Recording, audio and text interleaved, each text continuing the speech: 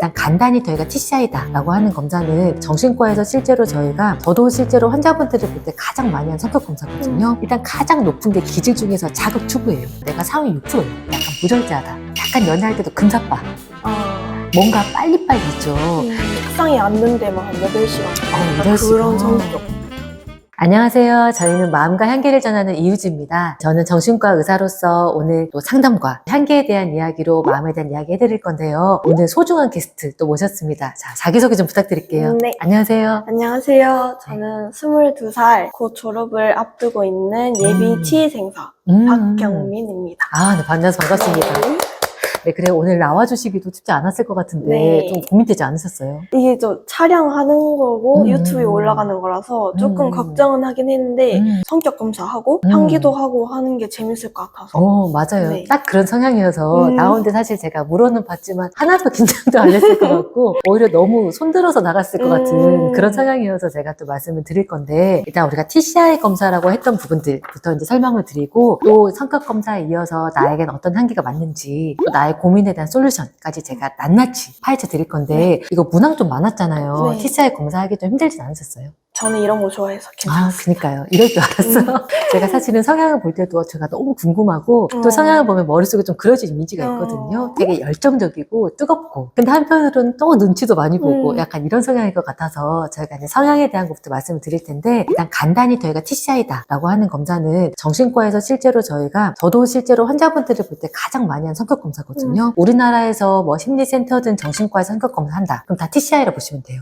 그만큼 많이 대중화되어 있고 그만큼 결과가 예측 가능하고 일관된다라고 보시면 되는데, 검사를 해석하는 법을 저희가 좀 말씀드리면 여기 가운데 부분 있죠. 네. 이 부분이 50점이에요. 네. 즉 평균을 가지고 표준 편차로 나랑 똑같은 나이의 여자랑 비교했을 때 내 성향이 얼마나 높은지 낮은지 평균인지를 보는 거거든요. 높은 게 좋냐 낮은 게 좋냐, 이게 더 좋다 나쁘다는 아니에요. 모든 성향은 장단점이 있거든요. 근데 한쪽으로 치우쳐져 있을수록 같은 상황에서 일관되게 작용할 확률이 크다. 예를 들면 우리가 지금 기질은 타고나는 거고 성격은 살면서 변할 수 있는 거거든요. 기질 중에서 나는 자극 추구가 높다라고 했을 때 똑같은 상황에서 나는 자극 추구가 높게 행동할 가능성이 높은 거예요. 그래서 그 행동이 일관된다. 그럼 평균에 해당하면 어떠냐라고 하면 그 상황에 따라 조금 유연하다. 이럴 때는 이럴 수 있고 이럴 때는 이럴 수 있다. 근데 한쪽으로 치우쳐져 있을수록 그 상황에서는 100% 그렇게 한다. 이렇게 생각하면 되거든요. 근데 사실 성향을 볼 때 일단 가장 높은 게 기질 중에서 자극 추구예요. 자극 추구가 가장 높은 분들은 일단 에너지가 되게 많고 하고 싶은 거 되게 많고 새로운 것들에 대한 겁이 별로 없고 오히려 권태로운 것보다는 새로운 거 도전하는 것들 되게 좋아하고 호기심 진짜 많고. 그쵸? 네. 어떤 성격인 것 같아요? 진짜 활발하고 새로운 거 하는 거 좋아해요. 그리고 계속 반복되면 좀 지루하다? 맞아요. MBTI는? ENTP이긴 한데 거의 다 중간에 있어요. 그래서 자주 바뀌어요. 사실 스스로에 대해서 약간 확신이 없을 것 같아서 이럴 땐 이런 것 같기도 하고 이럴 땐 이런 것 같기도 하고, 그래서 제가 먼저 얘기를 한 거거든요. 성향을 보면 자극 추구, 아까 말한 것처럼 호기심 이런 것도 높은데, 사실 보면 나랑 똑같은 나이 여자를 100명 세워놓으면 내가 상위 6%예요. 그만큼 자극 추구가 높은데 장점으로는 이제 새로운 것들에 대한 도전 의식이나 탐색이 되게 높아서 좋은데, 이런 성향이 너무 높은 분들은 약간 부절제하다. 약간 연애할 때도 금사빠. 뭔가 빨리빨리 있죠. 그래서 빨리 호기심을 느끼고 거기에 대해서 약간 심사숙고하기보다는 약간 거기에 대해서 충동적이거나 무절제한 행동을 하기가 좀 크다. 이렇게 볼 수 있고, 그 다음에 보면 아래 나온 항목이 위험회피거든요. 위험회피는 쉽게 말해서 불안이라 보면 돼요. 그래서 아까는 뭔가 앞서가고 충동적으로 지르고 새로운 것에 대한 도전이라면, 요거는 내가 이걸 해도 되는지 미리 불안해하거나 관계에 대해서 조금 조심스럽거나 이런 것들이요. 그래서 보면 이 두 개가 같이 높죠. 물론 자극 추구가 조금 더 높지만 이런 분들이 대개는 약간 번아웃이나 선택과 또 접근과 회피를 계속 이렇게 반복하면서 스스로 피로감이 좀 생기거나 자기 효능감이 떨어지기 쉽거든요. 새로운 것들에 대한 도전 의식도 강하고 잘하고 싶은 마음도 큰데 그걸 하면서 불안도 높은 거예요. 이게 맞는지, 그리고 이게 또 최선인지 싶어서 오히려 끝까지 못 가보는 거 있죠. 예를 들면 내가 어떤 과정을 선택해서 못해도 한 6개월은 해야 이 과정이 대개는 좀 마스터가 되는데 2, 3개월쯤 했는데 나만 못하는 거, 또 안 느는 것 같아. 근데 또 나의 욕구는 커요. 막 너무 잘하고 싶거든요. 근데 이럴 때 이제 끝까지 못 가보고 다른 진로가 맞나? 근데 또 다른 게 눈에 보여. 좀 끈기 있거나 좀 꾸준히 하는 게 조금 어려운 부분도 있는데 혹시 이런 부분 어떠세요? 맞아요. 이렇게 좋은 향기 하나면 마음이 달라질 수도 있다는 거 잘 알고 계시죠? 그래서 저희는 향수만 리뷰하지 않습니다. 마음 케어까지 함께하는 콘텐츠죠. 이유즈만의 향기 감정 이야기입니다. 네, 지금 구독하시면 향수 추천과 구독자 전용 이벤트까지 마련되어 있으니까요. 지금 바로 구독 눌러주세요. 시작했다 그만뒀던 것도 어떤 게 있으세요? 이력서 낼 때 음. 자기소개서 음. 쓰잖아요. 거기에 성격 단점에 뭘 시작할 때 부담감이 너무 커서 그게 단점이긴 한데 그래도 해보자라는 마인드 가지면서 하고 있다? 약간 이렇게 자소서에 적은 적도 있었고 공부도 벼락치기가 기본이고 그리고 진로에 대한 꿈이 있는데 이거를 끝까지 그러니까 내가 이걸 이룰 수 있을지에 대한 그 걱정이 앞서서 바로는 시작 못 하겠어요. 그래서 막 시험 공부할 때도 책상에 앉는 데만 한 8시간 걸리니까 8시간. 그런 성격. 그 8시간 예를 들면 내가 잊어버리고 놀 수 있는 성격이면 괜찮거든요. 근데 못 잊어. 맞아, 마음 한켠에는 빨리 해야 되는데? 라는 이런 마음. 근데 또 누구보다 잘하고 싶고 못 앉는 기저에 앉아서 조금만 해야지가 아니고 끝까지 나 잘해야 되는데 이런 생각 때문에 시작이 또 어려워서 이런 분들이 그래서 약간 자기 효능감이 좀 떨어지거나 뭔가 선택할 때 할까 말까를 고민하다가 실행력이 떨어지거나 또 지치는 경우들이 있거든요. 그럼에도 사실은 굉장히 성향의 장점이 인내력이 높아요.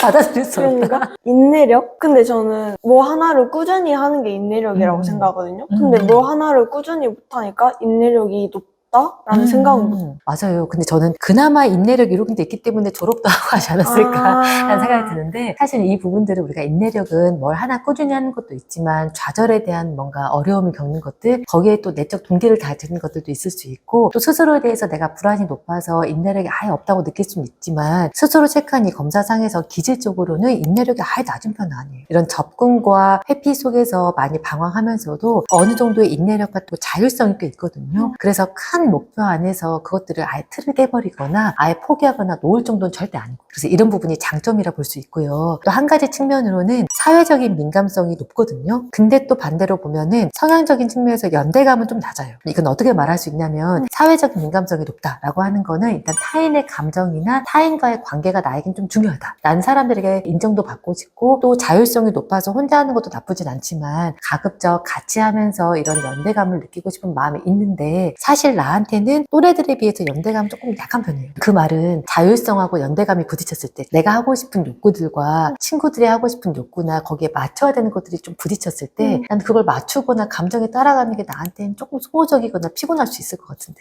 좀 어떤 생각 드세요? 들켰어. 일단 사회적 민감성 있잖아요. 인생 살면서 인간관계에 대한 스트레스가 가장 크거든요. 다른 건 다 스트레스 안 받는데 그래서 막 학교에서도 무리가 생기잖아요. 그리고 치위생은 여자들이 많잖아요. 그렇죠. 여초 집단. 그럼 이제 무리가 막 하나둘씩 생기잖아요. 근데 무리에서 이제 혼자 떨어질까봐 그런 불안함은 진짜 초등학교 때부터 꾸준히 있었고 대학교 때는 없겠지 했는데 있더라고요. 그럼 내가 노력하는 거 있잖아요. 사람들한테 미움받지 않으려고 또는 내가 사람들한테 좀 버림받지 않으려고 하는 노력 같은 거 어떤 게 있어요? 일단 상대방의 말투나 태도 이런 거에 되게 민감하고 그래서 그거에 맞춰서 상대한테 이렇게 맞추려고 하는 그리고 만약에 오늘 하루 실수했다 그러면 집에 가서 좀 생각하고 복귀하고 사과해야 되나? 이런 거. 실제로 내가 인간관계 손절을 해본 경험 혹시 이런 거 있어요? 네. 언제 있어요? 그러니까 참다가 진짜 아닌 것 같은데? 하면 이제 솔직하게 말하고 끝내요. 저는 그냥 아무쪽으로 이렇게 끝내는 거. 그니까요. 말하고 났을 때 다음 생각 있잖아요. 네. 내가 할 만큼 했다, 이제 여지가 없다. 또는 꽤 충동적이거나 내가 욱해서 말했다. 어느 쪽에 가까우세요? 꽤 생각을 하고 말하긴 했는데 막상 또 시간 지나고 다시 생각하면 상대가 그럴 수도 있었을 것 같다 생각하면서 화해하고 싶은 마음이 생겨요. 그니까요. 이 검사상으로 볼 때보다는 훨씬 성숙한 부분이 있는 것 같거든요. 왜냐하면 사실은 검사상에서 보면은 연대감이 굉장히 낮고 사회적 민감성은 높고 약간 자극 추구가 높기 때문에 인간관계에서 꽤 충동적이었을 가능성들이 있어요. 즉, 할 말 안 하면 한다. 그리고 나서 집에 와서 후회한다. 근데 모르겠다.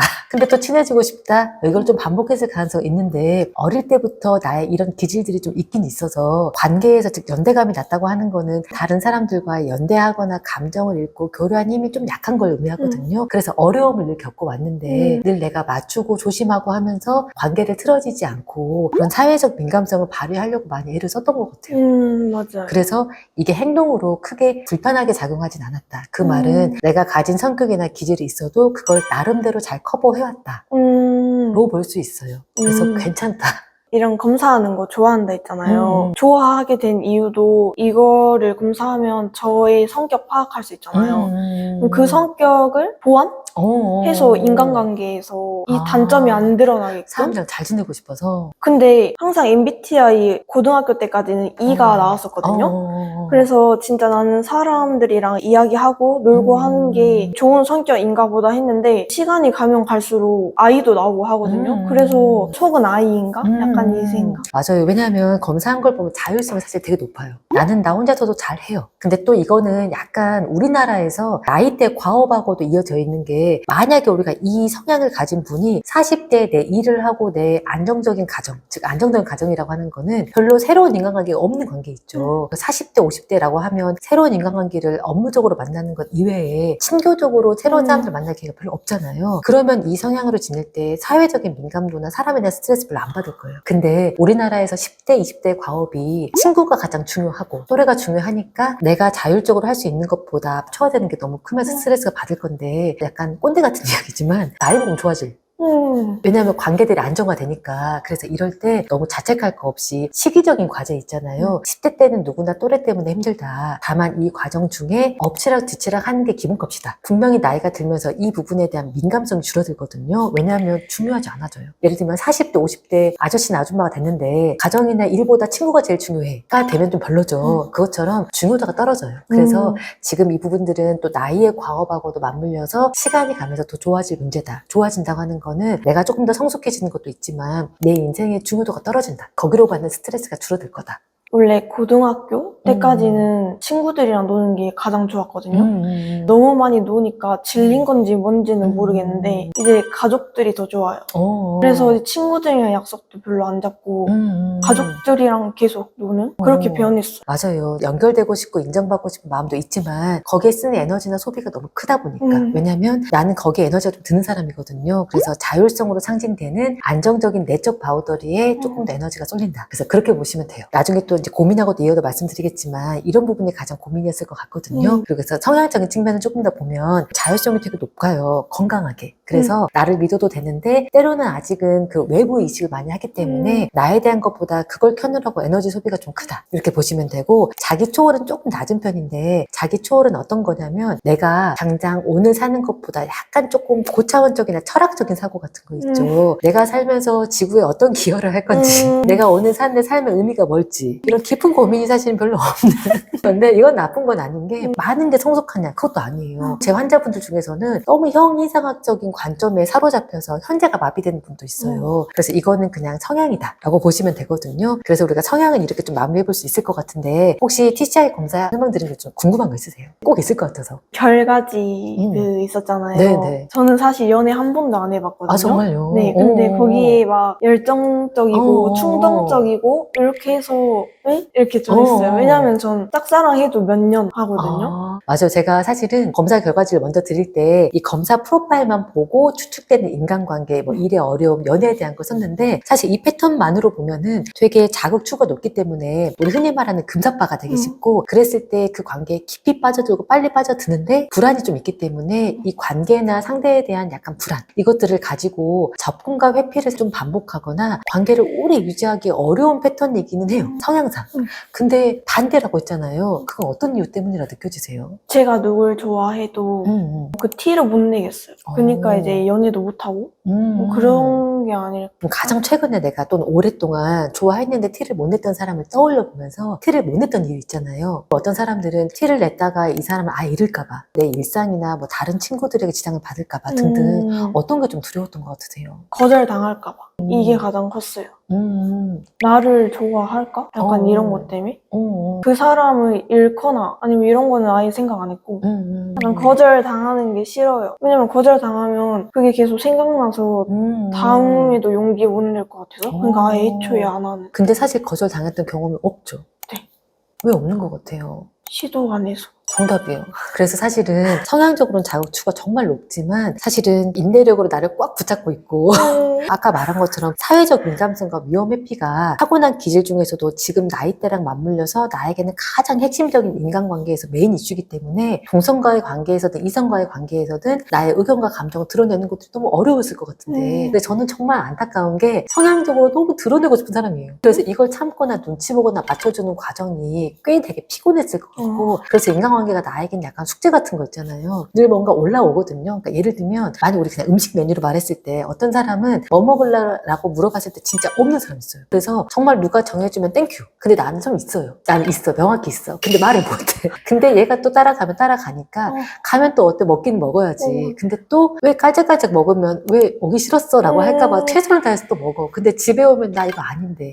이런 게 늘 있었을 것 같아요. 그 친구 관계뿐만 아니라 그 엄마랑 외식할 때도 엄마한테 먼저 물어봐요. 뭐 먹고 싶어? 이러고. 근데 엄마는 그냥 진짜 아무거나 상관없는 성격이거든요. 아무거나 하면 아니 분명 속으로는 있을 것 같은데 왜 계속 말을 안 하지? 아니 이런? 맞아요. 그래서 만약에 제가 메뉴 고르면 엄마가 진짜 괜찮은지 계속 생각돼요. 불안해서 맞아요. 근데 사실은 상관없는데 그리고 혹시나 그때 맛없을 수 있죠. 그럼 다음에 더 맛있는 거 먹으면 되는데 그러니까 그런 신호에 너무 민감한데 아까 그래서 표정 말투 이런 얘기도 했잖아요. 근데 꽤 그 표정 말투를 읽는 게 부정확할 수 있어요. 즉 뭐냐면 갑자기 제 다른 환자분 생각났는데 아침에 딱 출근을 했어요. 그분 약국에 근무하는데 근데 아침에 약사님이 왔어? 이렇게 했어요. 그리고 나서 오전 11시 될 때까지 말 한마디 없는 거예요. 근데 머릿속에 생각해. 내가 금요일에 문 안 잠그고 갔나? 지난주에 그때 아니 그때까지는 아무 일 없었는데 그러고 나서 그때부터 소화가 안 될 것 같은 거예요 미리. 그래서 같이 둘이 점심을 먹는데 너무 자신이 없어. 그래서 진짜 점심을 먹을까 말까 오늘 아프다고 그냥 가지 말까 막 고민하다가 그 말을 못했어 또 무서워서. 그래서 딱 점심을 먹으러 갔더니 그 약사님이 나 진짜 주말에 교통사고 나서